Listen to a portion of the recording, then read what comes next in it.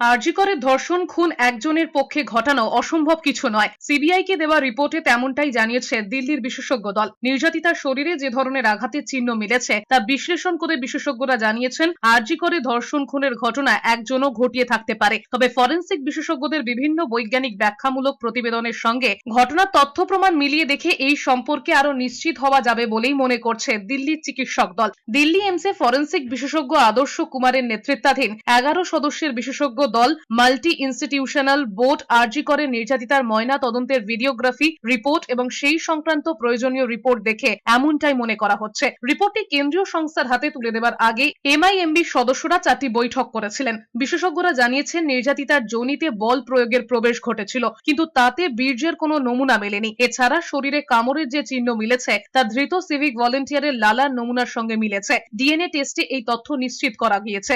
নির্যাতিতা মৃত্যুর আগে প্রতিরোধের চেষ্টা করেছিলেন। তার শরীরের বিভিন্ন জায়গায় আঘাতের চিহ্ন সেই সাক্ষ্যই দেয়। শ্বাসরোধের কারণে তার মৃত্যুর প্রমাণ মিলেছে, যার জেরে নির্যাতিতার চোখ বিস্ফোরিত হয়ে গিয়েছিল এবং মৃত্যুর আগে তিনি ছটফট করেছিলেন। বিশেষজ্ঞরা মনে করেন এই ঘটনাটি একজনের পক্ষে ঘটানো সম্ভব, তবে আরও প্রমাণ বিশ্লেষণ করা প্রয়োজন।